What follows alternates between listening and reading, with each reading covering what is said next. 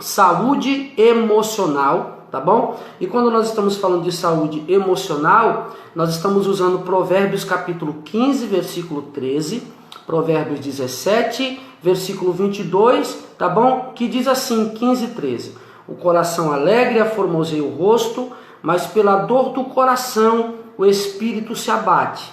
Provérbios 17, 22 diz: o coração alegre serve de bom remédio, mas o espírito abatido virá secar os ossos. Como eu estava dizendo, quando nós estamos falando de coração, quando a Bíblia está se referindo ao coração, ela não está falando daquele órgão muscular que bombeia sangue para o corpo. Quando a Bíblia vai falar de coração, ela está falando de autocontrole. Quando a Bíblia está falando de autocontrole, ela está falando da nossa psique, que é a nossa mente, o nosso entendimento e o nosso intelecto. Então, quando a Bíblia está falando de guardar o coração, a Bíblia está falando que nós precisamos fazer um gerenciamento das nossas emoções. E esse gerenciamento, ele precisa ser muito bem feito. Quem sabe, para os próximos vídeos nós vamos falar um pouquinho acerca de gerenciamento de emoções, tá bom? Você pensa, aquilo que você pensa gera uma emoção, a emoção gera um comportamento, o comportamento gera as tuas atitudes, e isso pode trazer problemas psicossomáticos. Mas isso nós vamos tratar em um próximo vídeo. Maravilha? Então, como que está o teu coração? Se o teu coração está alegre, o seu rosto é de felicidade, certo? É o que a Bíblia está dizendo. Mas se o teu coração está alegre, ele não só formoseia o rosto, mas a Bíblia diz que o coração alegre, ele é também um bom remédio. Ele serve para a cura. Como está o seu coração? Ah, pastor, o meu coração, ele está com dor. Então, se o seu coração está com dor, o espírito se abate. Ele fica um espírito abatido. A Bíblia está dizendo que pela dor do coração, o espírito se abate. Isso, pela dor do coração, o espírito se abate. Como que está o teu espírito? Ah, o meu espírito está abatido. Então, quando o nosso espírito está abatido, até os nossos ossos se enfraquecem. Olha a importância de você manter o seu coração protegido, guardado, blindado, tá bom? Coração alegre, deixa o rosto feliz. O coração alegre, ele serve de remédio, mas o coração triste, ele deixa o espírito abatido. E o espírito abatido enfraquece até os nossos ossos. E você sabe que os nossos ossos, eles são os últimos a passar pelo estado de decomposição. Sim, o corpo todo vai embora, mas os ossos permanecem. E às vezes os ossos nem chegam a se decompor. Daí as informações que nós recebemos,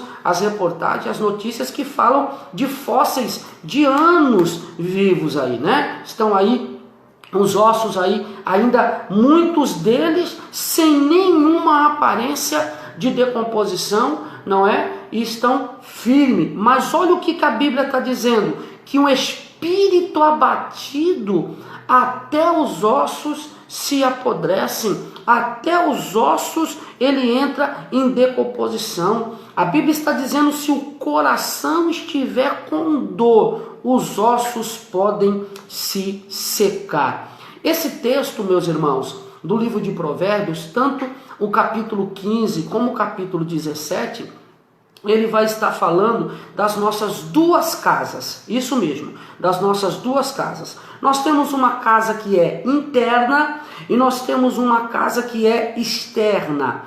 E o texto está dizendo que essas duas casas, tanto a interna como a externa, elas são intrínsecas. Elas estão ligadas, intrinsecamente ligadas. Elas andam juntos, tá? Então, o que eu permito entrar no meu coração determina como será o meu corpo e determina como será o meu espírito. O que eu permito entrar no meu coração é que vai determinar como vai ser o meu corpo físico e como vai ser o meu espírito. As nossas realidades internas e externas determinam o nosso estado. As nossas realidades internas e externas é que determinam qual é a qualidade de vida que nós vivemos. Se estamos bem espiritualmente, é por conta do que eu deixo entrar no meu coração. Se a minha qualidade de vida emocional está boa, é por conta daquilo que eu permito entrar no meu coração. Se a minha qualidade de vida física está boa, é por conta daquilo que eu permito adentrar no meu coração. Então, vamos para uma matemática aqui rápida, vamos para uma somatória aqui rápida, somatórias de fatores, o que nós chamamos também de contexto para o texto que nós estamos usando. Então, se o que determina o meu estado, se o que determina é a minha qualidade, se o que determina a minha qualidade de vida é o meu coração, o que eu devo fazer para proteger esse coração? Quais são os caminhos que eu tenho que trilhar para que esse coração seja protegido, blindado, escondido, para que ele não se perca?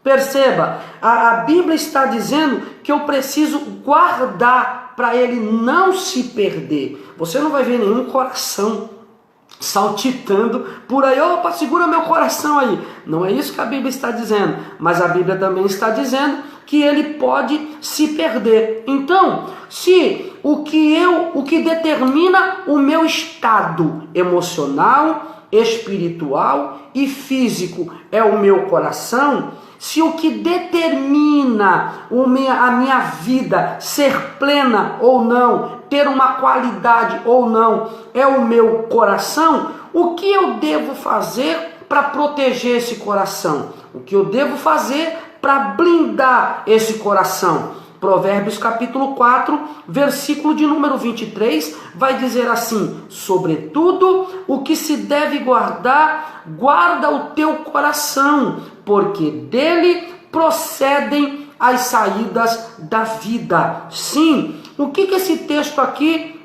está dizendo para mim e para você? O texto está dizendo que nós devemos guardar tudo que nós conquistamos, a casa que conquistamos, o carro que conquistamos, os patrimônios que conquistamos, a família que conquistamos, os sonhos. A Bíblia está dizendo: guarde, lute por eles, porque você conquistou com suor, você conquistou com trabalho, você conquistou com a labuta do dia. Guarda isso. Mas a Bíblia diz assim: mas sobretudo, o que se deve guardar, guarda o teu coração, porque dele procede as saídas da vida. O que a Bíblia está dizendo aqui? A Bíblia está dizendo que a minha vida será a proporção do que habita no meu coração. Então, a minha vida, ela vai ter a qualidade que merece, dependendo daquilo que está no meu coração.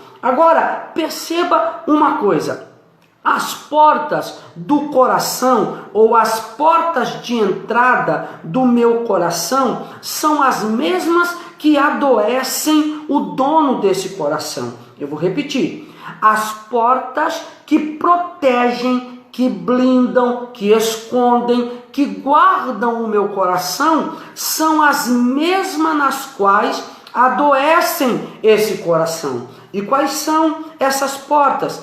Vamos lá. Essas portas são auditiva, que são aquilo que eu ouço. São a porta, é a porta visual, que é aquilo que eu vejo. É a porta intelectual, que é aquilo que eu leio, aquilo que eu recebo a partir da cultura, é aquilo que eu recebo na faculdade, é aquilo que eu recebo na igreja. E também nós temos a porta fisiológica. O que é a porta fisiológica? É aquilo que eu sinto no meu físico, no meu corpo, tá bom?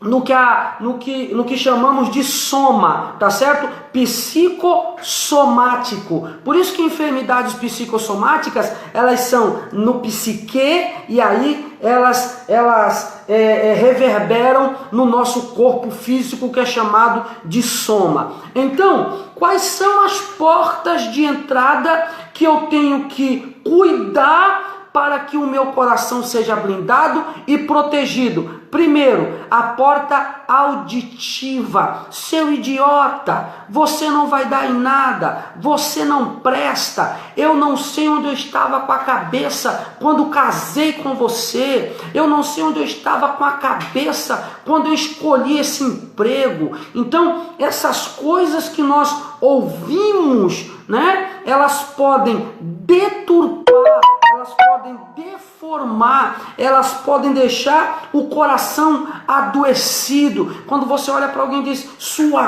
gorda, seu magrelo, e olha, vou dizer uma coisa, você chamar uma pessoa de gorda, dependendo do caso, é muito mais sério do que você chamar ela de magra, ou melhor, é muito mais sério do que você chamar ela de idiota, não é? Por quê? Porque nós estamos vivendo também esse momento, né, da fisiologia em alta. Então, a porta auditiva, ela precisa ser protegida, ela precisa ser guardada. A segunda porta é a visual. O que é visual? Aquilo que nós vemos, aquilo que nós enxergamos, aquilo que nós diagnosticamos, e depois de termos diagnosticado, caminhamos pelo diagnóstico que nós fizemos. Então, nós estamos aí assistindo reportagem falando direto sobre coronavírus,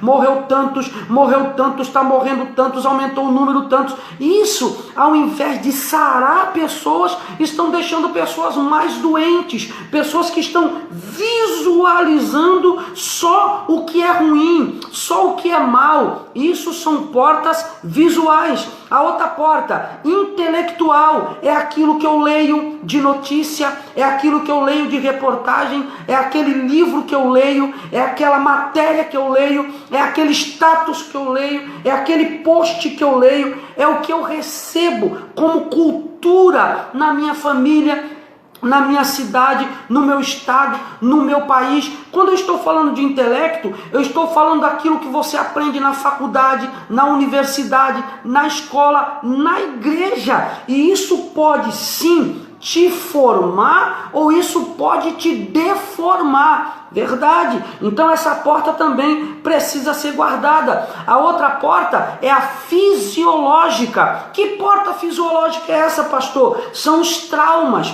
os acidentes. Por exemplo, eu quando pequeno peguei uma lata, ou melhor, uma garrafa plástica de álcool, com um pouquinho de álcool no fundo, e eu joguei um palito de fósforo dentro aceso, pensando que o fogo ia ficar ali dentro. E o que aconteceu? Explodiu aquela garrafa no meu rosto, queimou sobrancelha, queimou supercílio, queimou metade do cabelo da cabeça.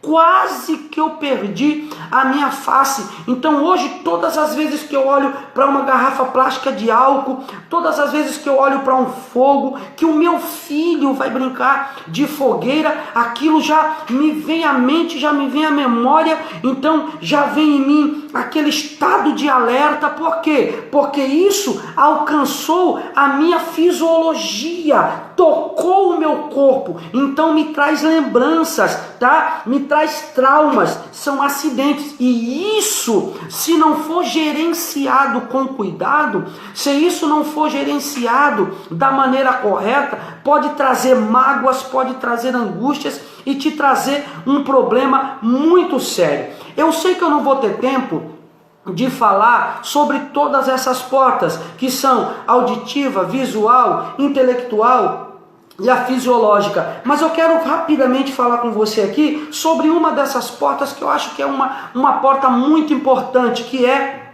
a visão. Mateus capítulo 6, versículo 22 e 23, vai dizer assim: a candeia do corpo são os olhos, de sorte que, se os teus olhos forem bons, todo o teu corpo terá luz. Se, porém, os teus olhos forem maus, o teu corpo será tenebroso. Se, portanto, a luz que há em ti são trevas, quão grandes serão tais trevas. Então, o que a Bíblia está me ensinando aqui nessa porta visual? Que a minha vida será a proporção da lente com qual eu enxergo a vida. Então, eu tenho a vida plena na proporção que eu a enxergo, da maneira que eu a enxergo, da maneira que eu vejo, da maneira que eu deslumbro, é a vida que eu vou ter. E é impressionante, gente, como nós temos uma geração hoje tão maligna na questão do olhar, com os olhos tão malignos,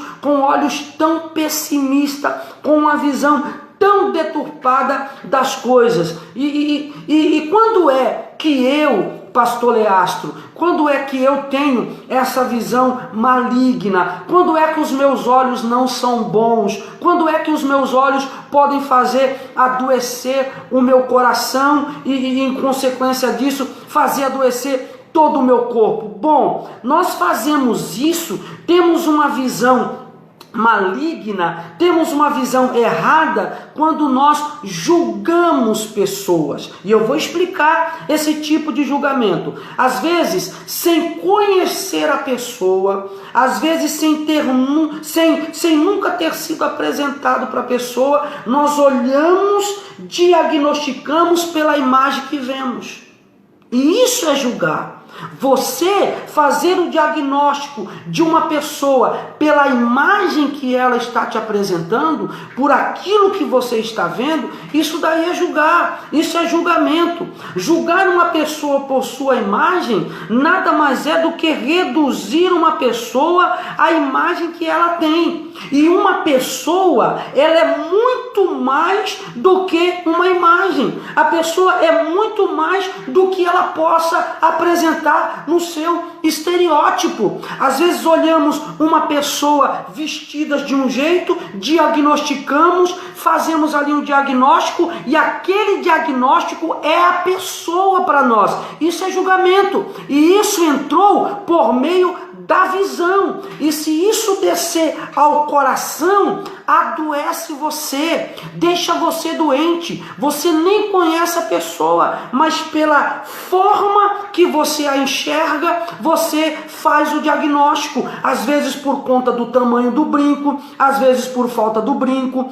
às vezes por conta do batom, por falta do batom. Esses dias, ou melhor dizendo, há um tempo atrás, eu estava na cidade de Santos com o meu sobrinho Rômulo, que mora na cidade de São Vicente. Nós estávamos ali em Santos e de repente ele me apontou um camarada, e o camarada estava de Rastafari, cabelão Rastafari, aquela tatuagem no braço e tal, e ele passou, né, bem vestido, a camisa, tal, calça jeans, e ele passou, fiquei olhando pro camarada, e aí ele chegou e falou pra mim: tá vendo aquele cara ali, tio? Eu falei: tô vendo, cara, invocado, né, e tal. Ele falou: pois é, tio, aquele cara ali é juiz federal.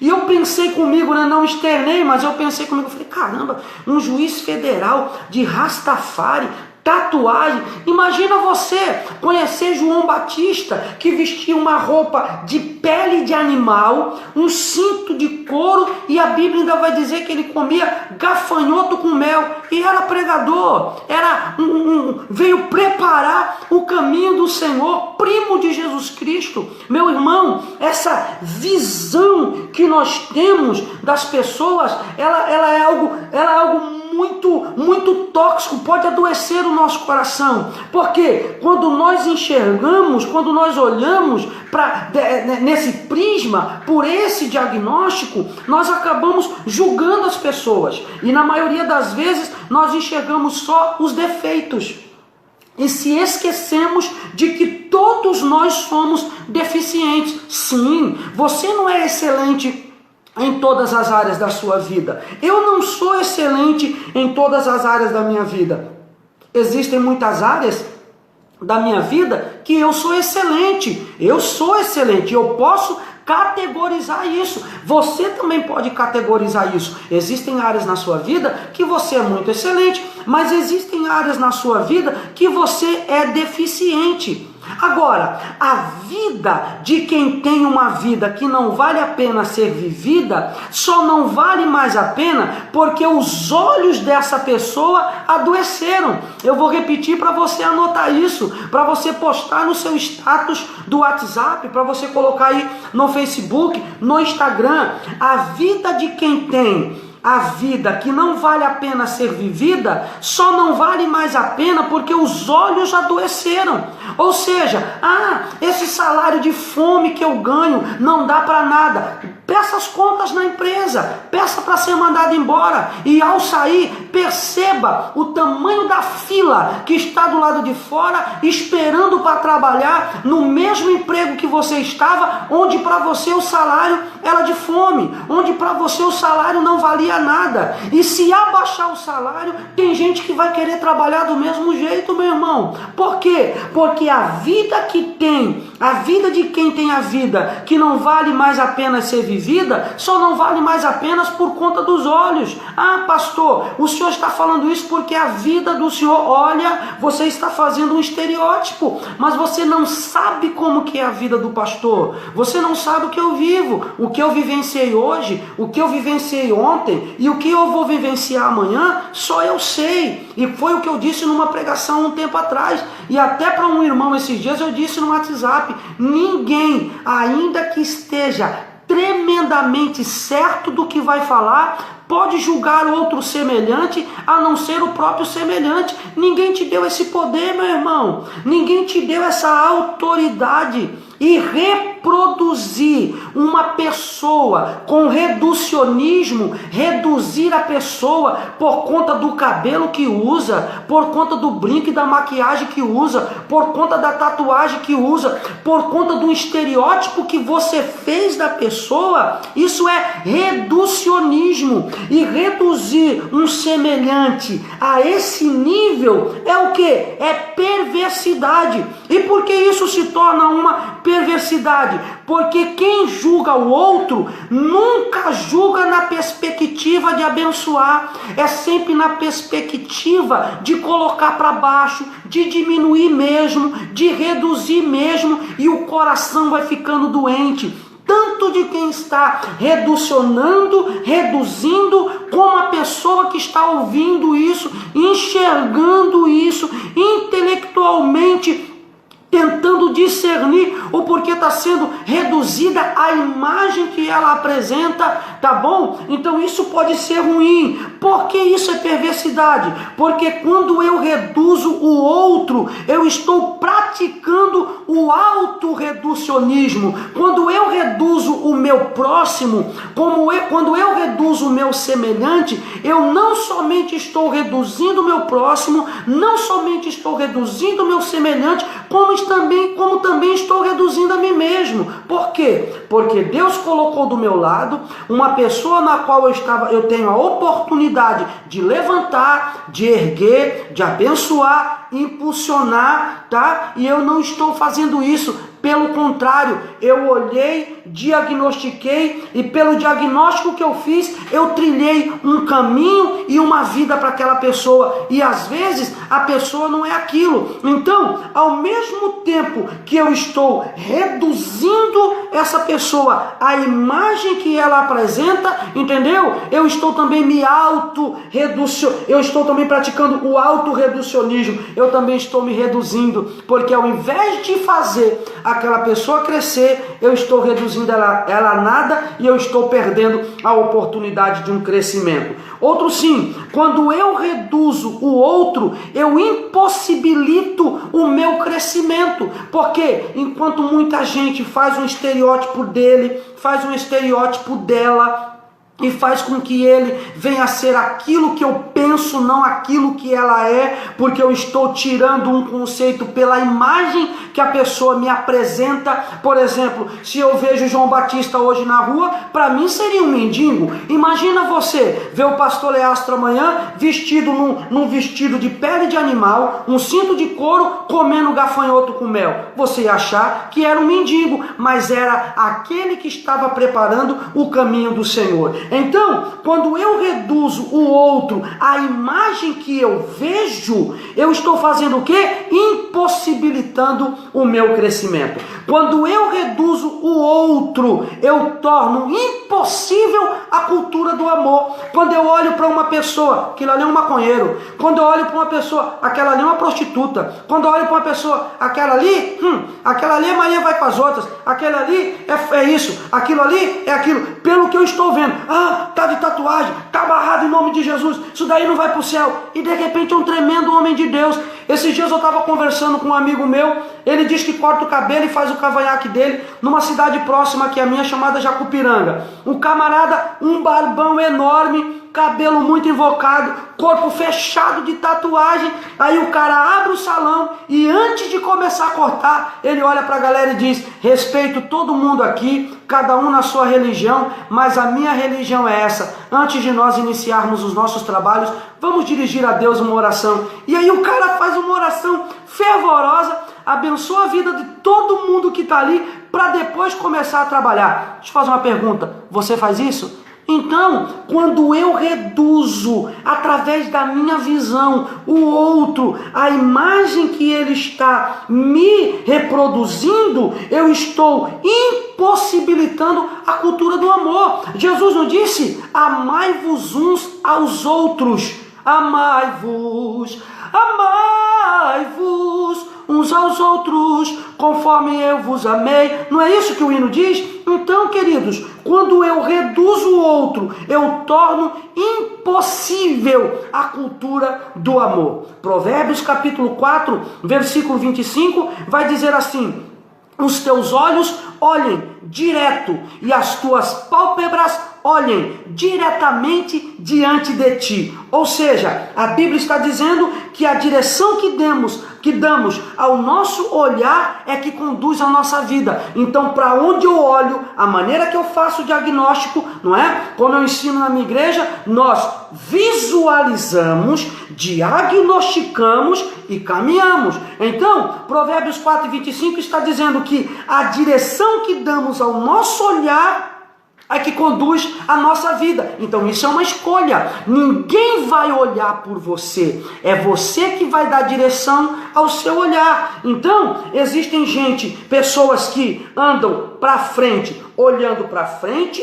Existem pessoas que andam para frente, olhando para o passado. E existem pessoas que não andam para lugar nenhum porque tem medo de olhar. Inevitavelmente você vai acordar amanhã e inevitavelmente você vai caminhar, mas você tem uma escolha: caminhar olhando para frente ou continuar a sua caminhada por estar vivo, preso ao passado. E inevitavelmente você vai acordar amanhã e se não chegar a lugar nenhum é porque está com medo de olhar para o futuro, está com medo dos desafios, está com medo de usar essa porta chamada visão, tá? Que pode trazer bênção para o teu coração ou pode trazer maldição para o teu coração. E quem são os paralisados da vida? Quem são os que a vida consegue parar? Os que a vida consegue parar são os que, andando para frente, não param de olhar para trás. São pessoas que levantam todo dia, mas presas ao passado. São pessoas que levantam todo dia, mas presas a dores. São pessoas que levantam todo dia, tomam café, almoçam, jantam, vão trabalhar, vai para a escola, segue a vida normal, mas está presa ao passado. Então são gente que a vida paralisou, não consegue perdoar, não consegue resolver essa situação. Esse emocional incessantemente machuca, perturba, incomoda e você não consegue se libertar disso. Em consequência de não conseguir se libertar disso, fica paralisado, não vive a vida que tem para ser vivida, que é uma vida plena. Então, aprenda isso que eu vou falar para nós encerrarmos essa live aqui, tá bom? Tudo que temos hoje, tudo que temos é o hoje, tá? Aprenda isso. Tudo o que temos é o hoje. O hoje é o agora. Mas se o agora estiver cheio de passado, o passado não te deixará viver com plenitude. Você não vivendo a plenitude do hoje, você não terá futuro. Aprendeu? Vou repetir para você pegar. Tudo que temos é o hoje. O hoje é o agora. Mas se o teu agora estiver cheio do passado, o passado não te deixará viver com plenitude. Não vivendo com plenitude o hoje, você não terá um futuro. Então, sobretudo o que se deve guardar, guarda bem o teu coração, porque dele procede as saídas da vida. Como eu guardo o meu coração? Eu guardo o meu coração mantendo as portas, que por elas podem entrar doenças também, mantendo elas bem fechadas. Porta auditiva, visual, intelectual e fisiológica. Hoje nós falamos da porta visual. Quem sabe no futuro nós fazemos aí um vídeo falando das demais portas. Tá certo, gente? Deixa eu pedir um favor para você, nos siga aí no Instagram, tá bom? Por favor, Leastro, @LeastroRobert, me segue também aí, seja meu amigo no Facebook e por favor, se inscreva no nosso canal do YouTube, tá certo? Leastro Robert, deixa seu like, ative as notificações, muito conteúdo bom no nosso canal do YouTube, bem como também aí no meu Instagram. Beleza, gente? Um forte abraço para você. Que Deus abençoe a tua vida, que Deus abençoe a vida da sua família, que com essa palavra você possa viver com o seu coração protegido, blindado, e dessa forma você será muito feliz emocionalmente, espiritualmente e fisicamente. Deus abençoe você.